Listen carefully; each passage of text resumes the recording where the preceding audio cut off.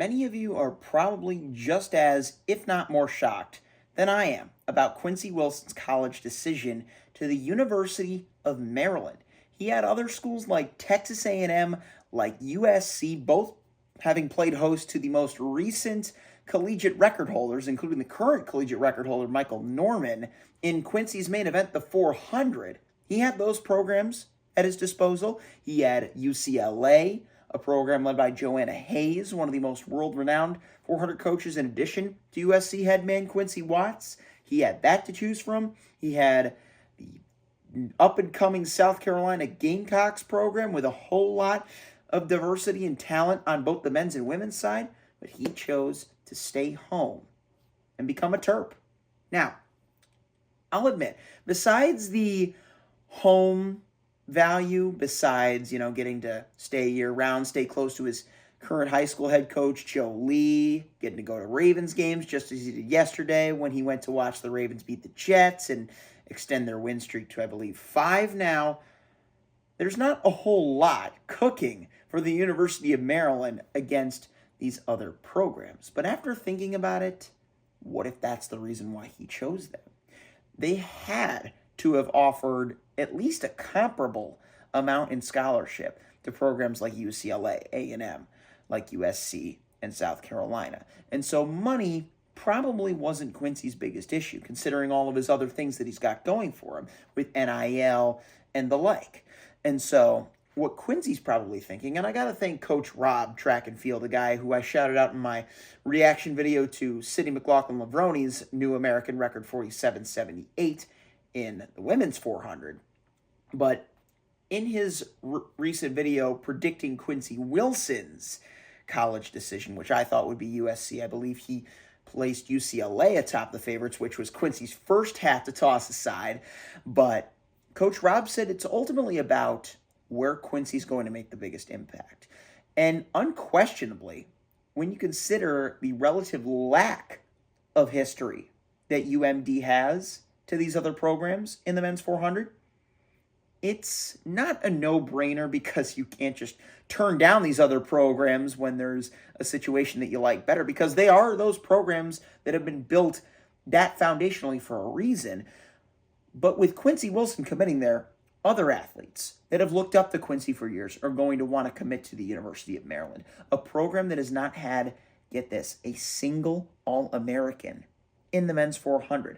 I literally did a rough wiki control F search to verify that, and it's true. They've never had an NCAA champion in the event.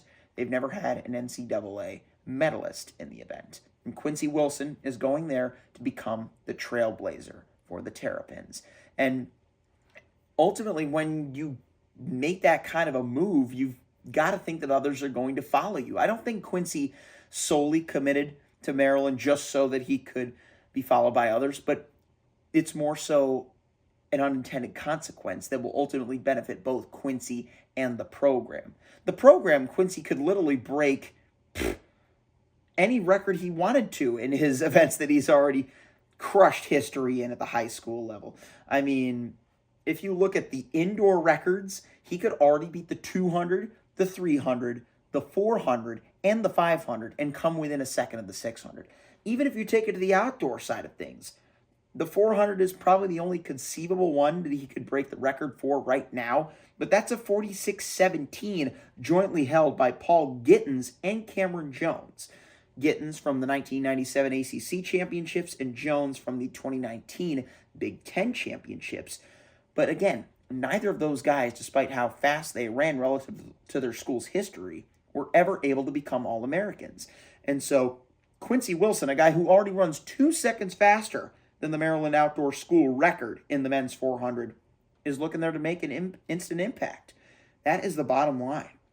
And again, him staying home, in the times that I've talked to him, I did an interview with him at the Bullis High School when I was doing some pre-meet coverage for the New York International Showcase. It was the East Coast International Showcase.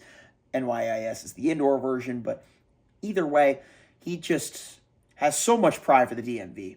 And it's no question that he's going to want to rep them till the grave. So, yeah. I know this is a big bombshell decision, but it really begins and ends with Quincy's home.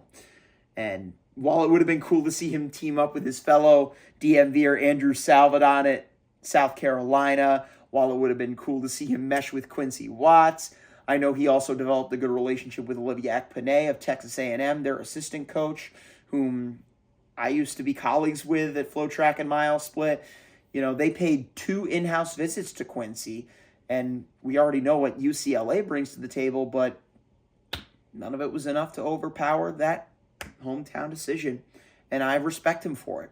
I really do, because like many of you, like I said off the top, none of us were predicting this. Many of you in the live chat that just couldn't wait for Quincy to announce one of your picks, like mine was USC. Many of you probably picked one of the other 4, but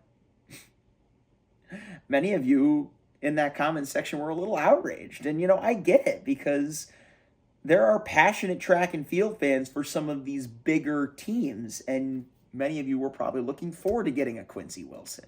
And so, there's always those bittersweet elements of it.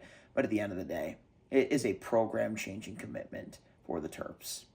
Does this make you a Terps fan, perhaps?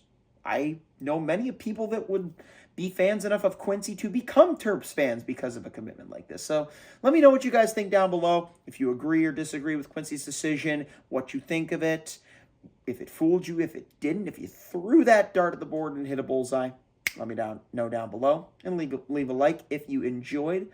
Subscribe for more content, and I'll be talking to you guys when I return. Peace.